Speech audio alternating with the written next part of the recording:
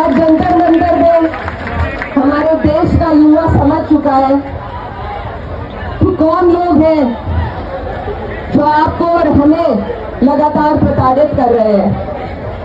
एक मजहब की लड़ाई बिना मतलब के जारी रखते हैं ताकि हम अहम मुद्दों से भटक सके, ताकि हम शिक्षा, स्वास्थ्य, अपनी जरूरतों से भटक सके।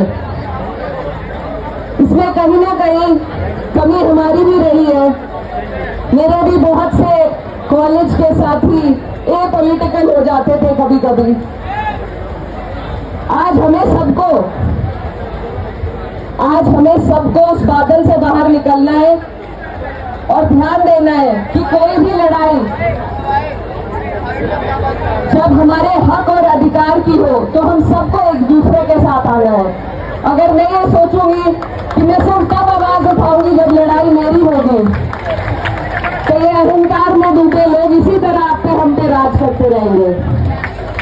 ज्यादातर लोगों को अन्याय का एहसास तभी होता है जब अन्याय उनके साथ हो, और यही वजह है कि आज हमारा देश, हमारा लोकतंत्र, आज जो उसकी दुर्दशा हुई है, उसकी कहीं ना कहीं वजह हमारा एपॉलिटिकल होना, हमारा बेहिस होना है। तो आज ये जो अलख जगी है, जो चिंगारी जगी है, मेरी सभी अपने युवा भाई बहनों से ये अपील है कि इसको जारी रखे, क्योंकि ये लड़ाई लंबी होने वाली है, लेकिन हमें हिम्मत नहीं तोड़नी है। आपने देखा होगा, ये सिर्फ एक शिक्षा के एग्जाम की बात नहीं है। अभी हम देख रहे हैं जौहर यूनिवर्सिटी जो रामपुर में है, उस पर भी बुलडोज करने का एक आदेश दिया गया है। वो भी अन्याय है, उसके लिए भी आपको और हमें ऐसे ही लड़ना पड़ेगा, क्योंकि जब तक लड़ाई में हमें बांट के रखेंगे तब तक ये ऐसे ही तकनशीन रहेंगे। और मैं यही कहना चाहती हूँ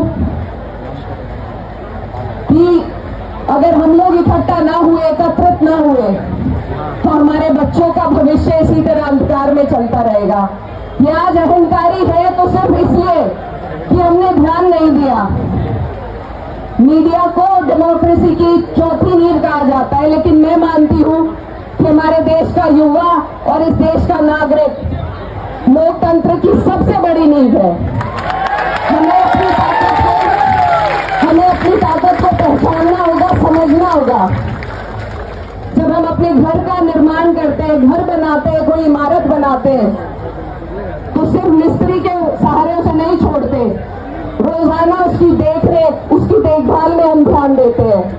और आज हमने अपने देश को ऐसे लोगों के हाथ में छोड़ दिया जो अनपढ़ है, जाहिल है और जो इस देश के बच्चों की पीड़ा को नहीं समझते हैं। तो ये हमारी भी गलती है, और आज मुझे उम्मीद है कि आप और हम सब मिलकर इस गलती को सुधारने का काम करेंगे। यहां से ये प्रण लीजिए कि आज के बाद हम इस सरकार को अकाउंटेबल होना, इसकी मॉरल रिस्पॉन्सिबिलिटी लेना सिखाकर ही यहां से उठने का काम करेंगे। और ये बहुत मुश्किल काम नहीं है।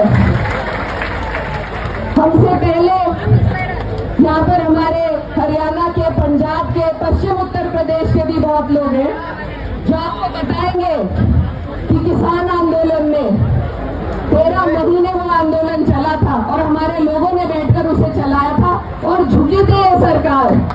आपको और हमें बस हिम्मत रखनी है, हमें अपना जज्बा बरकरार रखना है इन्हें झुकाने के लिए। और मुझे उम्मीद है पूरी कि आप और हम ऐसे अड़े रहे तो ये सरकार जरूर झुकेगी। आपके सामने ये सरकार जरूर झुकेगी। और मैं सरकार को सिर्फ यही कहना चाहती हूँ कि आपसे पहले जो सच यहाँ गद्दा नशी था, तख्त नशी था, उसको भी अपने खुदा होने पर इतना ही यकीन था, लेकिन अब सिंहासन खाली करना पड़ेगा क्योंकि जनता जाग चुकी है। इस बात को, सोनम सर की कुर्बानी को आपको और हमें याद रखना है, उनका साथ देना है।